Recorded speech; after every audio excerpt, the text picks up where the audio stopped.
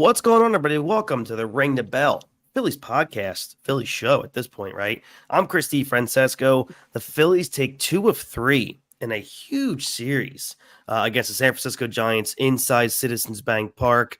And we're here, man. 3 games, 3-game lead in the wild card. The Chicago Cubs actually pulled up. They're half a game ahead of a 3-way tie for third with Arizona, Cincinnati, and San Francisco. This series, man, that hurt the Giants, and I couldn't be happier to do something to hurt the chances of a Gabe Kapler team making the playoffs. But man, that sweep was right there for the taking. I'm not necessarily upset because I predicted a sweep, but I'm upset because it was a huge comeback led by the king himself, Bryce Harper, which we'll get into later on in the show. But man, that it would have been beautiful to leave Sunday heading into this day off on Thursday with a sweep of the Giants. Jason Kent, Johnny Mack in the building with you guys tonight. Jason, I'll start with you since you showed up literally 30 seconds before we hit record here. Better late than never, I guess, but thanks for being here. As you guys can all tell, I'm still a little bit under the weather, so I don't know how long my voice is going to hold up for. Dealt with the flu for like 6 days. So I'm just going to try to get through this as much as I can. Let's hope. I've already spoken more than I have in a week. So let's see how long I get through this. That's why Jason and John are here, just in case I have to dip. But I think I'll be okay. Jason, your overall thoughts, man, of this San Francisco series? Like you said, it was right there for a sweep. But there was a lot of moments that felt like it could have went the exact opposite way as well. I think each inning for every game we're down 1-0 starting. So it's tough when you have to come back every game in the series. Yeah, so it very easily could have went the other way. It was very impressive for his I remember being there Monday night watching Nolan. As bad as he looked in that first inning, it was nice to see him settle down, go 7 strong. So I'm happy we took 2 or 3. That's what I assumed I wanted to do. I thought that's the way, keep winning each series. That's all we can do because like we said earlier, we control our own destiny. So I'm satisfied with the way it turned out. I would have liked to have seen a sweep, but the bats came alive when they really needed to this series. So it's still encouraging. But we need better starting pitching right now, and I think it's very clear. Yeah. John, how about you? Same thing, like you said, the sweep was there for it, but I'm happy they won 2 of 3, and I'm happy they won the first 2 because it's really important once you get to the playoffs, winning those first 2 games, especially in that wild card series. You don't want to have to go into a game 3 situation in that first wild card round. But getting those first 2 out of the way, the one thing that really has been concerning me is with the pitching. They're giving up so many runs in the first inning, which is really scary because when you start playing these better teams, they're going to be able to tack on and pile on as the game goes on. We need to see better starting pitching and be ready to go as soon as the game starts to stop and figure out this first inning stuff. A lot of home runs and just a lot of runs given up in those first innings. For sure. I mean, hey, speaking of pitching, the Giants had to use 10 pitchers today. In 10 innings. Gabe Kapler used 9 pitchers over the last 5 innings. 22 men were left on base, 12 by the Phillies. Man, it was if you were a pitcher this weekend, you most likely saw some action. To kind of talk about, we'll talk about Sunday's game to start with first. I know we were all sky high after the no-hitter by Michael Lorenzen. However, his last 2 starts, John, have not been for the faint of heart. I know Jason has said before, this is kind of who he is. I actually think he's been a little bit worse than he normally is outside of that no-hitter. What are you seeing for Lorenzen that's just not working since that no-no? Well, the mirage is over. We thought we got an absolute stud, and these last 2 starts have not been great. I think it's more of fatigue. He's at the point where this is the most he's ever pitched in an entire career at this point. So it's really concerning how I don't know if Dave Dombrowski thought about it. You're getting a guy who's going to be pitching the most innings in his entire career going into the playoffs, which is really, really concerning. and a Mhm. guy who really doesn't have much playoff experience. So it's really, I think the fatigue's really getting to him right now. I mean, hopefully, like maybe you give him with the 6-man rotation, but not even now because Rangers on the IL, so I don't even know how they're gonna. That's gonna be a big hurt. But I think he's really tired and everything too. And you're right. This is who he is. He's not really. He never really was a stud. He more was a bullpen guy who could go like a Strom, like where you can get a little, you can get him like early in the game, he can carry you a couple innings, but he's never really been a starter besides these last 2 seasons. So I think it's more of a fatigue thing where he needs to get more innings under his belt and build up his stamina. But you, Jay. It all evens out at the end. So I think his first 2 good starts, was 8 and 9 innings. You don't expect him to be super terrible, but somewhere in the middle, I expect somewhere in the middle, because when you have 2 great starts like that and you kind of know what a pitcher is, he's been around long enough that you have a book on him, the type of pitcher he is. So while he does give you the first starts, you also have to be prepared for starts like this that are just, last few that just aren't going to look great, and hope you can cover with it with some offense and some good defense. No, I agree totally. I agree with you, John, in saying like that whole mirage is over. It sucks because you could see him almost losing it. I mean, there was a point where he gave up that home run. He's literally just cussing a storm up in his glove, and it just looks like right now it's a lot of it could be mental. He's leaving a lot of pitches over the plate. Like you could see JT lining up in certain spots, and Lorenzen's just not hitting them, and he's leaving them over the plate, and he's just getting smashed.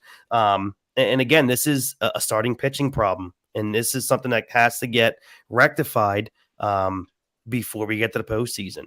Because I'm assuming Lorenzen's going to be a game 3 starter at this point, unless they go with Taiwan. Maybe they go with Ranger. I would not.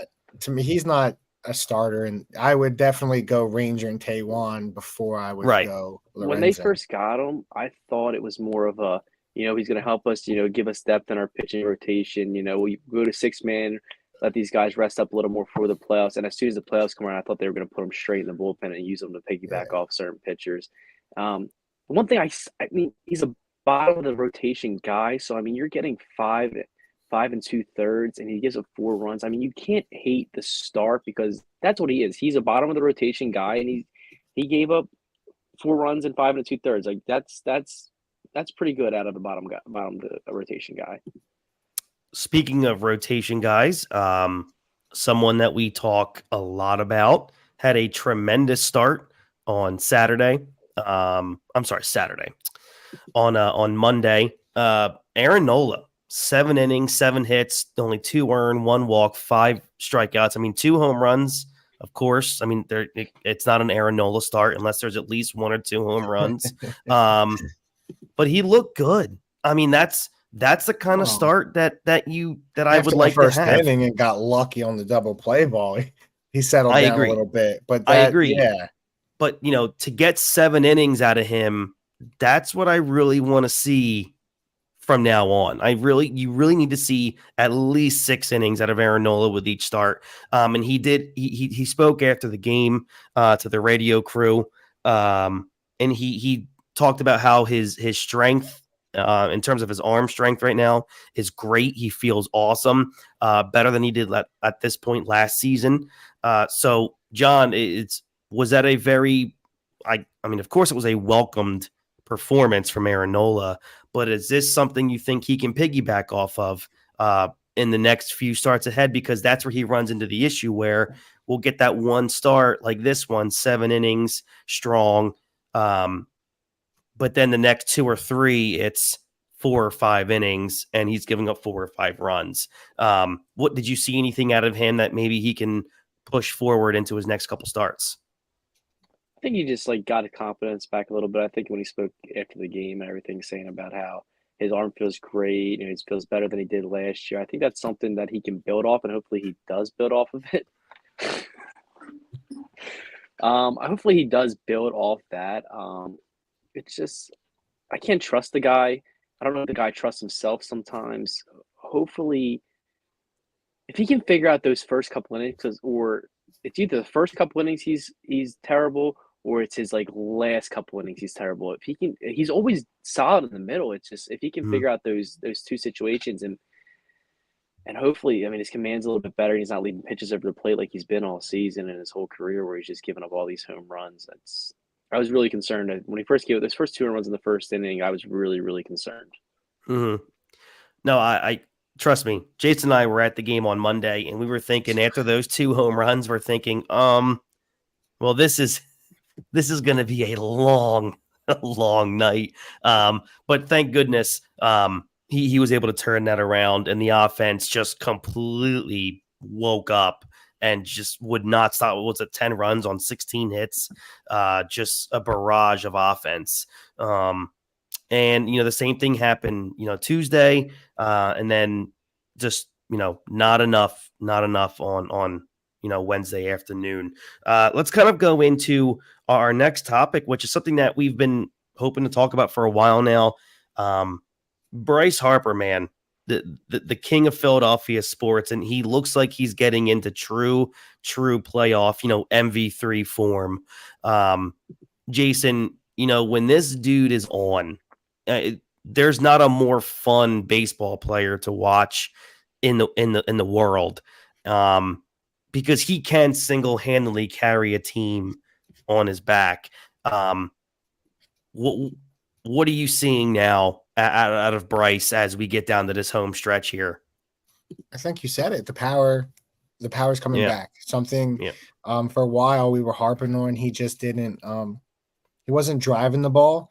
And now, like, it really looks like he's driving the ball back like he used to. He's hitting the home runs, and that's what we need. And it seems like now we are putting up more runs, because you do have him he's dangerous now. We don't need singles Harper, like you said earlier in the year. We weren't paying for singles Harper, and you can't have that, not from your 3-hole hitter. So it's really nice to see him driving the ball deep again. He looks like he has that swag back. He's playing fun. Mm-hmm. He's a little nervous today when he did take that pitch to the forearm. I didn't hear anything after the game. I didn't really watch anything after the game, but he looks good again. He's looked like he's his power hitter again, and this is what he looked like last September, October. So if he keeps this up, this team can be dangerous if they can figure out some starting pitching. Yeah, he's on an absolute tear. In his last 16 games, he has 7 home runs and 15 RBIs, heading nearly 330, which is mutant. Like, that's video game stuff. And what's this, 3 straight games with a home run now, which is unbelievable. Inside the park, Yeah. John, what are you seeing out of MV3 lately?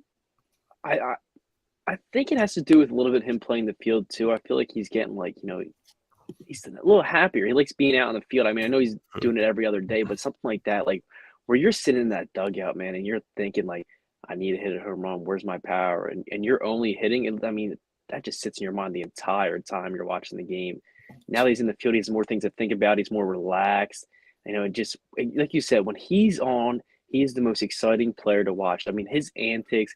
I mean, the way he looks at those when he knows it's gone. I mean, it's unbelievable to watch him, like his little strut when he starts going, and then his little jog around the base. I mean, he is so much fun to watch, and I'm so excited that he's finally getting going. Absolutely. Go ahead. You made a great point. I don't remember if he was on air or not, so that's why I want to throw it out there, because I know it might have been a night where me and you were talking. Like, he wasn't able to work out a lot before, so I think your point on that, him maybe being able to work out a little bit more, get in there, build his stamina back up. I think that as well, that was a great point. I think that has a lot to do with it. Now that he's able to play out of it, I think it's huge for a guy. Yeah, I know I told Chris off air. I mean, he just when he came back, he just looked smaller. He didn't look like the same. Like, I mean, he wasn't jacked, but he was just a little smaller, a little thinner. And I think that had a lot to do with the surgery, where he was not able to lift upper body as much. I mean, I know upper body is not a big key thing for power. It's more of your legs. But I mean, for a while, I mean, his arm was in that sling and he couldn't squat or do any of that stuff with his legs. So I mean, that's right. So, but I mean, good for him. I mean, he looks spectacular. But again, 2 things that were so scary today. He gets hit in the forearm, and then he gets to first base, and then it looks like there's something wrong with his knee. He stays in the game. And yes, of course, hindsight being 2020, I said in the group text, I was like, man, just there's an off day tomorrow. Take him out of the game. Let him get an extra days of rest. Because we just can't afford there to be an issue right now. But again, without that happening, he doesn't hit the game-tying 3-run home run in the ninth. So I get it. It looks bad on the surface, but when I said it, it made sense. They were down at the time. They weren't hitting well. Let's just give him an extra day's rest. But of course, what we got is just, vintage Bryce, and I'll take it. Thank God. We'll see if anything comes out in terms of how he's feeling after the game. JT Realmuto looks real beat up. We'll see what goes on, what comes out about that. Another guy that we can talk about is Trey Turner, guys. He's hit safely in 16 of his last 18 games since that standing ovation. He's hitting right around 350 with 15 RBIs this month. John, I mean, this is the Trey Turner that we all thought we were getting when he signed. I mean, this is what he is.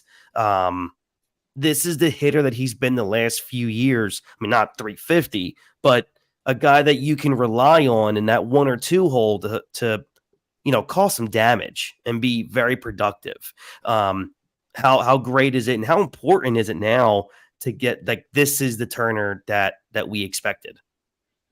The pressure's finally off of his shoulders. I mean, for a while, he was just sitting there. I need to get a hit. I need to do this. I need to do that. I need to do this. He's finally he's doing it, so he's not thinking about doing it. He's just going out there and he's having fun playing a kid's game. He's finally back to playing the kid's game. Before, he was just trying to make all the fans happy and everything. And I think that standing ovation, I mean, it really showed that, the city was behind him, and they weren't, it took a lot of the pressure off him, and he's finally, ready to play the kid's game again, ready to have fun.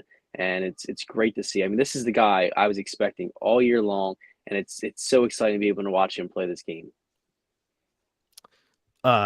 Jay, how about you? Because I mean, you've been. I don't want to. We've both been a detractor. Yeah. Yes, I'm 100% still going to say I still think it was a terrible idea, and I still hate it. And I understand, but this is who this guy is. I'm giving him a standing ovation doesn't make him this hitter. This is who the guy's been his whole career. So what we saw before this was an anomaly. I do agree with John. It does feel like he is playing with no pressure now, where before maybe he was in his head a little bit trying to just press because he knew he came here and he was supposed to be a guy and he's done it for so long. But this is the Trey we expected, and this guy at the top of the lineup, now him at 2. I'm still not okay with Schwarber at 1, but it feels like now, okay, after, Schwarber's just a guy, now our leadoff guy's Trey. So it kind of feels like that because Schwarber's either hitting a home run or striking out. So him playing, Turner playing this kind of ball, especially with the way Harper's hitting the ball now and the way Baum's hitting and just it's him playing like this he should be a 100-run guy. And Thompson said today, Schwarber will not be moved. He is locked in as the leadoff hitter. He has to be injured. I mean, we can go. Yes. Yeah. It was asked. It was asked. What would it take for Kyle Schwarber to be taken out of that leadoff role? And he said it would take an injury. But look, I don't understand it, and we can complain about it all we want. But it's working, and his lineup card. Yeah, it is. I mean, that's the record since June is second best behind the Braves, and he's been pretty much the leadoff hitter since that day. So I mean, you really can't complain. It's just embarrassing that you have a guy batting 180. Let's not get too crazy into it today. I know. It almost becomes very tiring. It gets exhausting talking about it, to be honest with you. That's why at the end of I said at the beginning of the season, he's a guy I just don't want to talk about this year because it was so, and we know Topper's not going to change it. I think even if Trey could hit 320, Topper's just not going to put him. So it just doesn't, it's tough. Yeah, for sure. And Alexa off. Maybe hit mute next time there. My bad. Trying to get Alexa brought in. It's okay. She's terrible. It's all right. Siri does the same thing randomly. I'll be recording, doing this stream on the right side of my screen. Siri will pop up. I'm thinking, I didn't say anything. What are you doing to me here?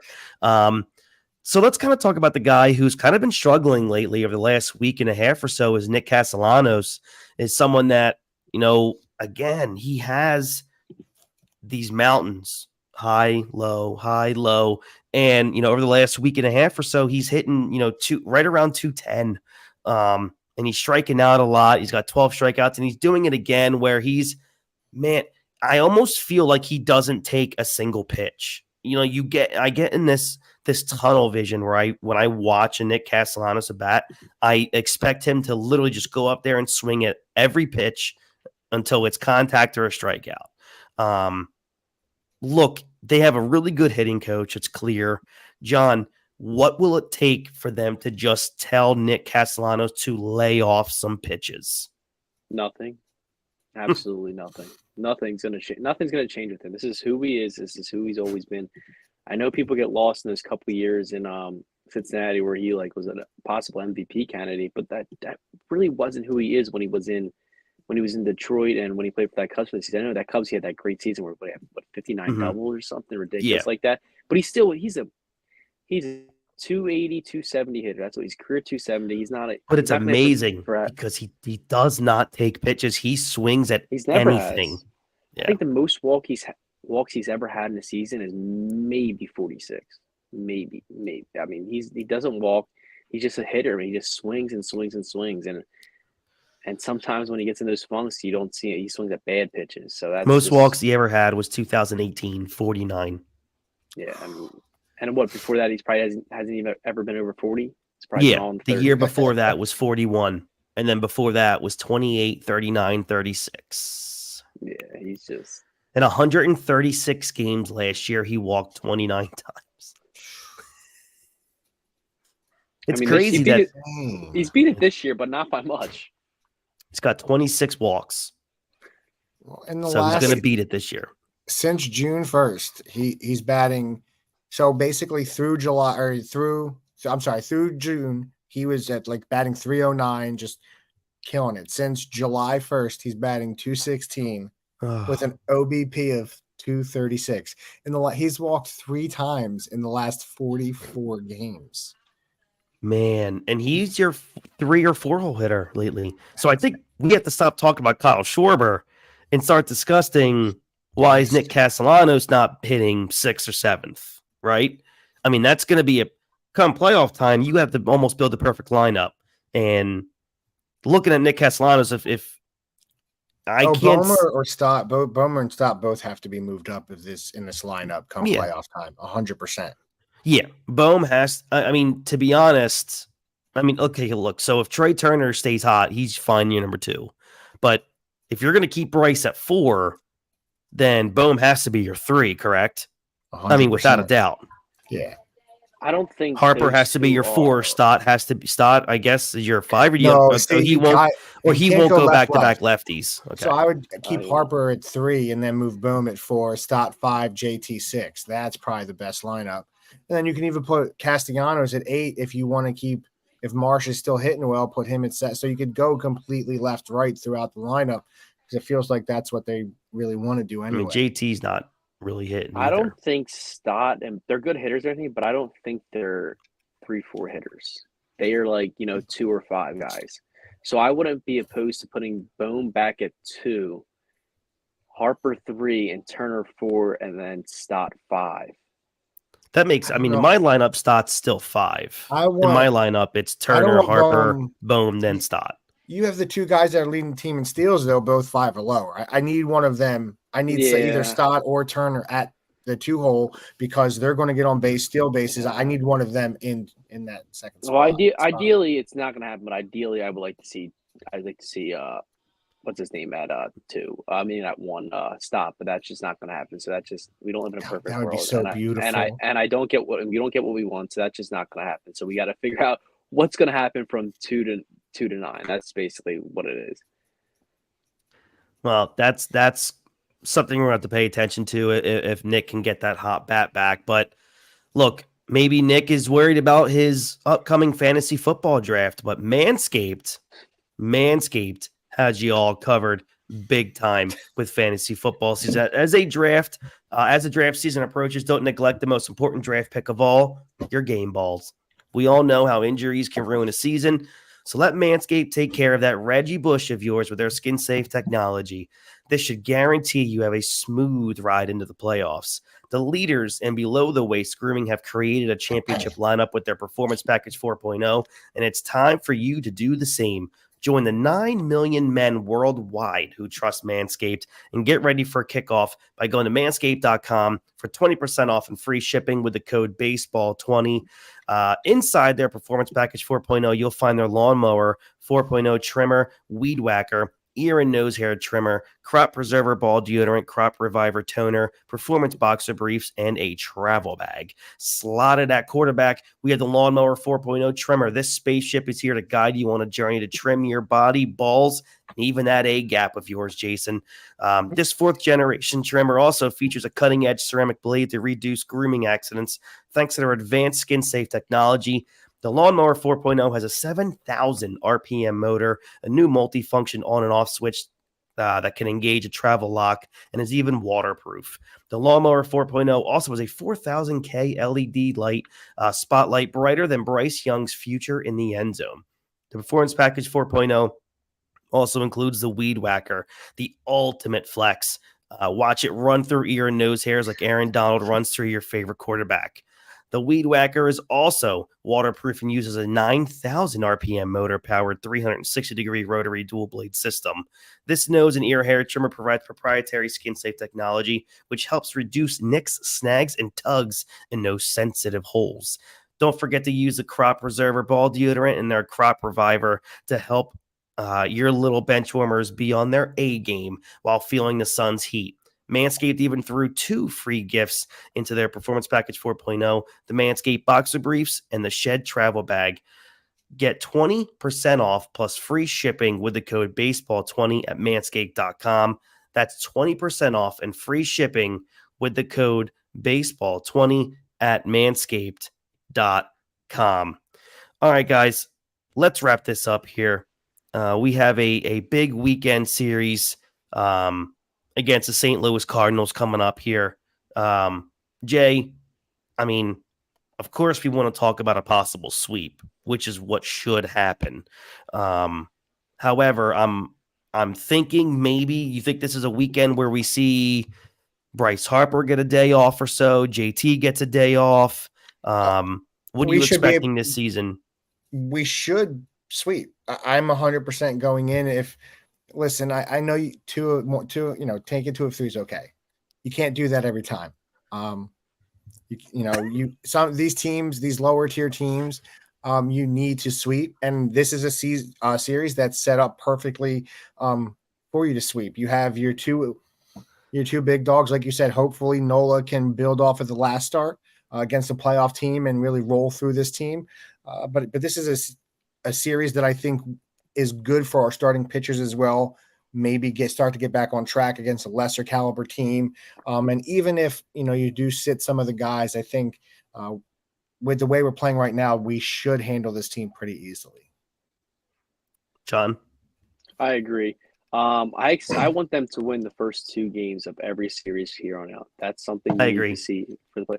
If you lose that in 3-game series, use that 3rd game. I'm not angry, but just win the first 2 games. It puts a lot of pressure out, frees it up, and this weekend this pitching staff is not good at all. I expect the bats to continue being hot. Like you said, JT, I think JT gets off Saturday, plays the day games. He plays the game Sunday. I mean, it looks like he's beat up a little bit. Mm-hmm. I wouldn't give Harper a day off because I just wouldn't give him off. Like, let him play. He's hot. Let him keep playing. Don't give him the day. I mean, if he's actually if his knee's actually hurting or something like that, where it's a little bit serious, all right, maybe give him the day off. But I want to see him play. He's hot and get going. Don't screw this up where they screwed up with Boom, where Boom was the hottest hitter on the team, and all of a sudden, Robert gives him the day off. So let's not do something like that. I mean, let's keep Harper getting hot. Let him keep hitting, and then hopefully this weekend we can see Rojas in all 3 games. There were so many plays in this series that I'm listening there looking. I'm like, Rojas makes that play, and Marsh didn't make that play. So hopefully we can see him all weekend long. Rojas made an incredible diving catch double play late in the game on Sunday, or I'm sorry, on Wednesday. My God, I mean, there's no way Marsh makes that catch and then gets up and has the wherewithal to make that throw to first base. He could possibly be the best center fielder in baseball. He is unbelievable. Since the All-Star break, he has the most defensive runs saved, 9. And I'm pretty sure he didn't get caught up till maybe August when he got caught up, maybe August or like late July. So he's 9. He has the most defense. That's unbelievable. And I mean, that's a lot of defensive runs saved this late in the year. I mean, he's in the upper half of the MLB, man. It's just he's unbelievable to watch out there. Yeah, I mean, it's going to be a problem in the offseason what they're going to do because you're going to have to play him. When you have a guy that's a Gold Glove caliber center fielder, you got to play him. I mean, you got to. And the fact that he offensively finds a way to get on base, he produces so far, right? I mean, small sample size, but look, you got to get that glove out there more often. Jason's favorite thing on the show is when you refer to Topper as Robert, by the way. I mean, it's literally. He doesn't deserve why. I don't understand why he gets a cool nickname. What has he done? He's really done nothing. He got lucky last year. He did take him to the World Series. He took them after they fired their manager and brought him into a losing squad. He did take them to the World Series. He should go back to Canada and not coach baseball. Go coach hockey. So on the bump this weekend for the Phils, Christopher Sanchez will be on Friday. Wheeler on Saturday, and then Aaron Nola wraps up the 3-game set on Sunday afternoon. But you're right, the pitching matchups here incredibly favor the Phillies, except Dakota Hudson on Saturday though. Dakota Hudson's been pitching really well, decent. He's been pitching decent for the Cardinals, but still, nonetheless, I still think that this should be a sweep. Me calling for another sweep is shouldn't be an abnormal thing here. What'd you say? I want 6 straight wins from here on out. They should sweep them. They should sweep the Angels. It should be like that. Get on a win streak, get hot, build that lead in that wild card race. They need to be able to rest guys the last week of the season. Don't wait till early in September, late in September to wrap this up. Wrap it up now. I would love to see them get ready to go to the playoffs, rest up and ready to go. And, not looking too far ahead, but next Wednesday, Shohei Ohtani was supposed to be the guy that was going to pitch against the Phillies. Not sure what's going to happen now as he was removed Wednesday afternoon from his game with arm fatigue. That dude is hit his 44th home run too. Yeah, they literally are patching this guy together with glue almost every day, just throwing him out there. I've heard multiple reporters say he's battling through quite a few injuries. Well, yeah, that just makes. He's going to win the MVP no matter what. I'm pretty sure he's enough games to qualify at this point. Yeah. My thing about it, I wonder how trade talks are going. Not signing talks are going to go through the season. Because I wonder if teams are interested. I'll be like, I don't know if I want to pay this much. How long are you going to be able to do this? This is what I said 2 years ago on one of these podcasts when I told Jason, a lot of this is going to have to be because he's going to have to pick one. Within the next 2 years, I think he's going to have to pick what he wants to be. Obviously, the smart choice is a hitter. That's the smart choice. That's where the money is, and that's where the longevity is going to be. But I think you're right. I think that's what makes this the most interesting contract negotiation ever, is because are you going to pay him to be a pitcher for 2 years and the rest as a hitter? They're what's it going to be? But I think you're right. Completely take him out of both, though. No, I may not give him 32 starts a year, but I'm not going to not allow him to pitch for me. You just can't. Oh, for sure. But if you want that ROI, you gotta decide. Look, if we're gonna give you $50 million a year. Well, he's not I don't think he's a $50 million a year player without both. So I'm not giving him that much money if he's not giving me both. If I'm paying him, I'm running him into the ground. You're playing both sides no matter what if I'm giving you that much money. Yeah. I wonder if they'll put a clause in there where, like, if it comes down to like where he ends up having to choose one because of injury related or something like that, where it reduces like the contract. So maybe you give him 50 million years, but maybe he can only pitch for 2 more years, and that way, he goes down to 30 mil because he's still a $30 million hitter, no matter what, even if he's not pitching. But that extra 20 million makes him the pitcher that he is too. No, I agree. But still, Angels coming in next week. Again, I think and I talked about this on Sunday's show, the Phillies really need a really solid win streak. I thought it was going to start with this series where they would be able to sweep the Giants, but let's get it started now. 3 against the St. Louis Cardinals and then 3 against the Angels. I really think that's something I would love for the Phillies to just get on an absolute roll right now. Just put them on a heater and let's get 6 or 7 straight wins. That would be tremendous. Just run away with this thing. All right, we're going to hop out of here because we'll be back here Sunday night, of course. Couple things. Check us out on social media at Ring the Bell 856 on Twitter, at Ring the Bell 856 on Instagram. Find us on Facebook, Ring the Bell, a Phillies podcast. Follow us at Ring the Bell 856 on YouTube as well. Smash that like button, subscribe, follow, do all that good stuff. If you follow us from an audio perspective, go to Apple Podcasts, give us a star rating, write a review. Would greatly appreciate that. Helps us out. Really helps us move forward in terms of getting on top of that list. If you guys want to search for a Phillies podcast and you see our logo pop up there when you search for us. So that it means a lot when you give us a rating and a review. So I appreciate those who have done it.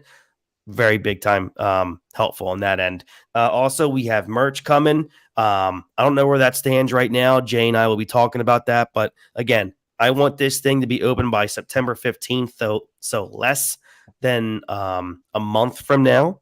We're hoping to do it earlier than that, so we will see as we get closer and closer to the postseason. We want this stuff to be available to you before the playoffs begin.